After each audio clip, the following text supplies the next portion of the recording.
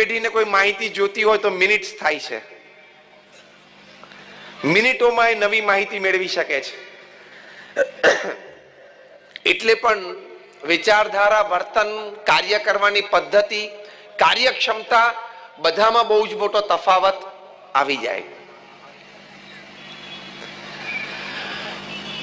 અને એની ઇફેક્ટ, એનો એક પ્રભાવ પ્રણાલિકા, રીત પરંપરા ઉપર પણ બહુ પડી ગયો.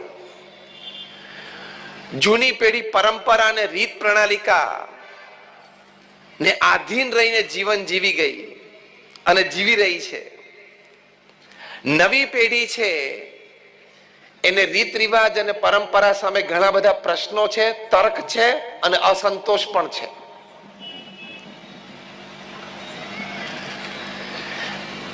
સામાન્ય દ્રષ્ટાંત રૂપે જૂની પેઢી